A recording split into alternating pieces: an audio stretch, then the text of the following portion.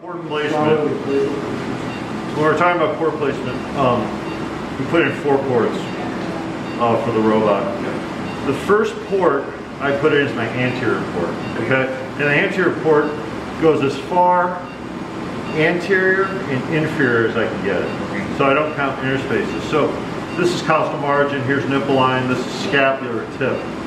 So when we put the port in, I could put it in this interspace. I could put it in this interspace, which would be lower, but I'm sacrificing distance, space posteriorly. I could certainly go up higher, but generally speaking, the robot arm length allows you to everything down low.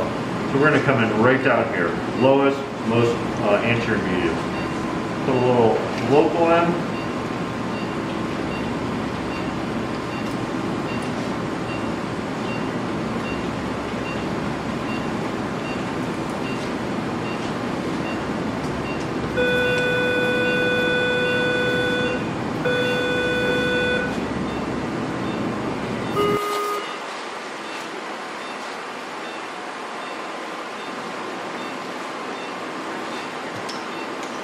Camera, please. Thank you.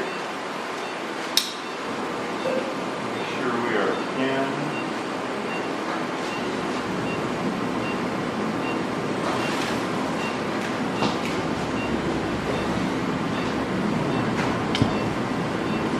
We have the intro card here.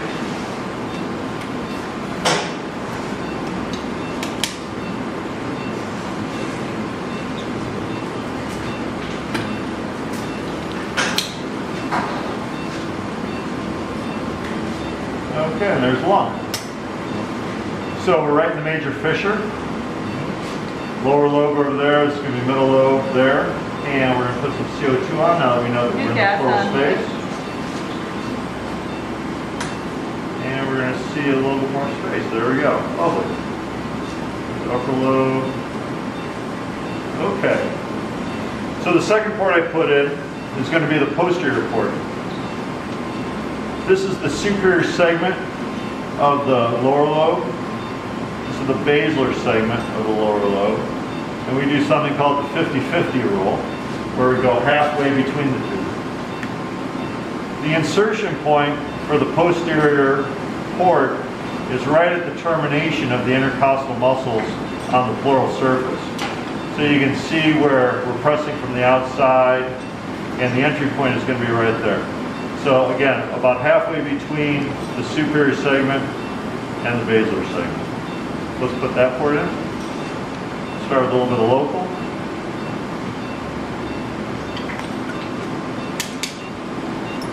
That's good level.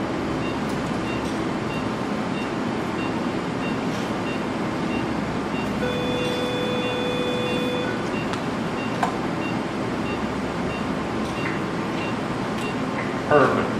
Good placement. Okay. So now we measure so that we can take advantage of the anterior and posterior boundaries that we've created. So in an ideal world, if you can do 10 centimeters between each port, life's really good. And today we have 10 centimeters between each port. You can go down to 6. So camera back. We're going to put in our left-hand port next. And you can see the external point of the 10 centimeter mark matches the intercostal space internally. That doesn't have to happen. Go ahead. If it does, great. I'm not super obsessive about keeping everything in the same interspace. This is going to be a staple port. Perfect. So this is going to be our camera port. You can see that the camera port will be an interspace above our other 2 ports. Again, I don't sweat that too much.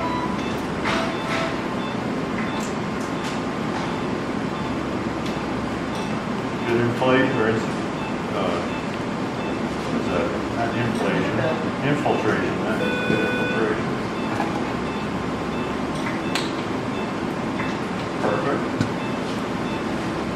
So the assistance port can be located either between your left hand and the camera port or between your right hand and the camera port. And that's depending on if you're doing an upper lobe or a lower lobe. So we're going to be doing an upper lobe today. So we're going to put our assistance port posterior in case we have to do any shaping through that assistance port.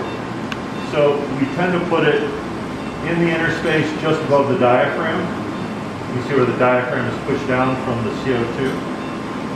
I could come down to here, that would be super low. I usually let whoever is the bedside person choose this. You want to go low? Okay, low it is.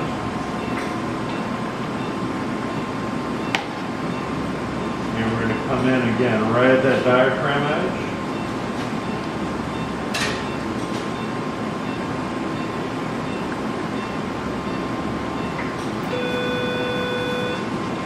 The 15 millimeter port.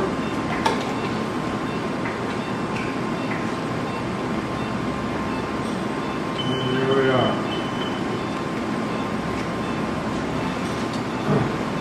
And that is the port placement for a robotic lobectomy.